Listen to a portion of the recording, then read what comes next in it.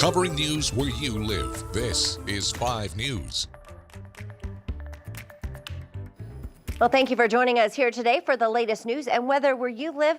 I'm Joe Ellison. Before we get to today's top headlines, let's get a check of that weather because, Zach, we have some Arctic blast type temperatures heading our way this week. Yes, again, chilly 40s the next couple of days. Even today's wind chills will likely feel more like the mid to upper 30s for northwest Arkansas, upper 30s, low 40s for the River Valley. That'll be the feels like temperatures. We will be wishing for these temperatures by later this week because we are going to be very, very cold. But we got to get you through the next couple of days before we get there. For our Monday, we're kicking off a low rain chance, a low flurry chance for the first half of the day. We've got a disturbance passing through, a lot of cloudy skies to start out. Temperatures in the 30s to lower 40s for most of the area. And again, we'll have that chance of a sprinkle, a little patchy drizzle or flurry through mainly the first half of the day. As we get into your Monday afternoon, we'll have the chance for some breaks in the clouds, maybe a few peaks of sunshine to try to get in there. But overall, the damage is done. We're looking at, again, a pretty cool day. Now, as we go into the late evening hours overnight, we'll see another wave pushing through. Enough available moisture. We could get some patchy drizzle and a few sprinkles to try to get going there. Again, overall for your Monday, we're looking at a 20% chance of a spotty sprinkle or a flurry. Highs in the lower 40s northwest Arkansas, low to mid 40s across our southern half. And then as we go overnight, generally looking to stay above freezing. Could have a few areas in northwest Arkansas getting close, maybe in parts off towards the south, especially near the Ouachitas. But again, we'll have to watch that. We are anticipating some patchy drizzle, so we'll want to make sure that there's no freezing drizzle out there on a bridge or two, but we should overall mostly stay above freezing. We'll watch that. Low chance for us anyways. All right, the next couple of days are overall pretty quiet. 40s, mix of sun and clouds Tuesday, cloudy and 40s on Wednesday, and then here comes our next storm system jumping to Thursday. Front will start to roll in as we go into the late morning, early afternoon hours. Temperatures are going to hit the 30s to lower 40s earlier in the day, and then they're going to crash. We're going to drop through the 30s, the 40s. We're going to get a band of maybe a quick band. We'll have to see how much snow passes through, but we could have a couple of hours where we could see some snow coming down. There's not a lot of moisture to work with, so these aren't going to be the huge flakes that really pile up a lot. These are likely going to be the smaller snowflakes, not good packing snow, which means it could really be blowing around with winds gusting over 40 miles per hour. Look at this. By Thursday, heading into the evening hours, we're dropping down into the single digits. Below zero temperatures anticipated, especially for northwest Arkansas. This is one of the colder models heading into Friday morning. Even parts of the River Valley suggesting could dip below zero. As it stands right now, here's where we're thinking temperatures will be by Thursday, 6 p.m. 3 degrees northwest Arkansas, around 8 degrees in the River Valley. Wind chills minus 10 to minus 20. Overnight, we could see wind chills minus 15 to minus 30 across the region. Right now, I've got our low getting close to zero in Fort Smith and then falling below zero in Fayetteville, and the rest of northwest Arkansas will continue to track the bitter and dangerously cold weather heading our way here over the next couple of days. Joe?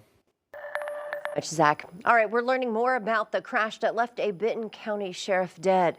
Benton County Sheriff's Detective Paul Newell was on a motorcycle Saturday morning when he got into a crash with a Freightliner.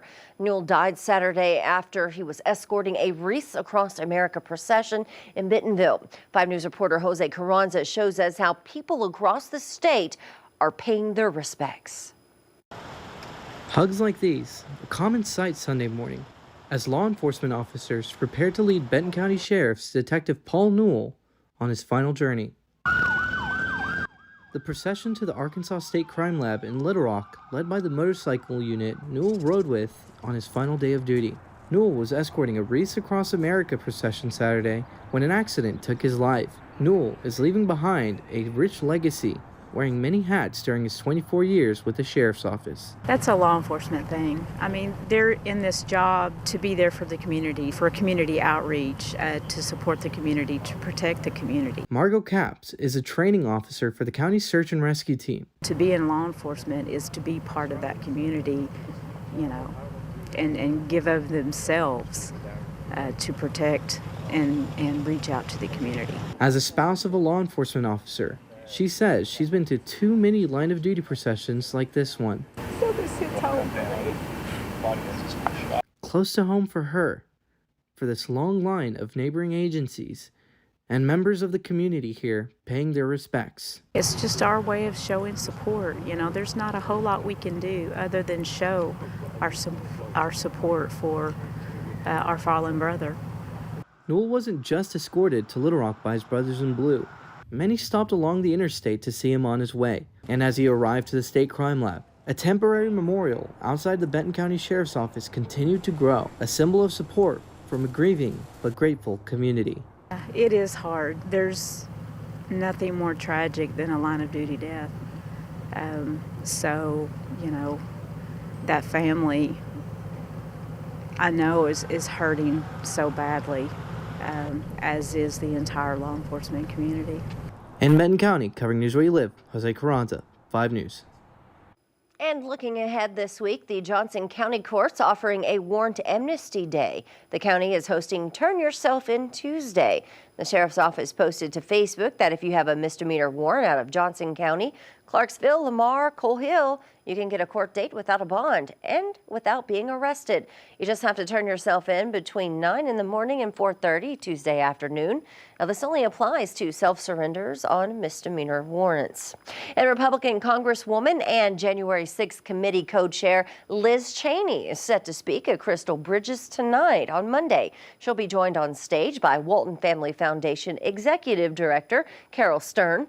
The lecture series is happening alongside the exhibit of an original print of the U.S. Constitution. Cheney and Stern will discuss the impact of foundational documents like the Constitution. Previous speakers have included former Secretaries of State Hillary Clinton and Condoleezza Rice. If you'd like tickets, they are sold out, but Arkansas PBS will be live streaming the talk.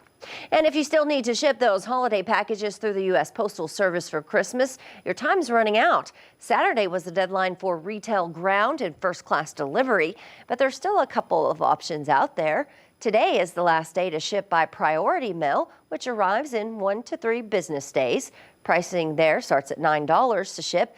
But if you can't make that, Priority Mail Express will still be available until Friday.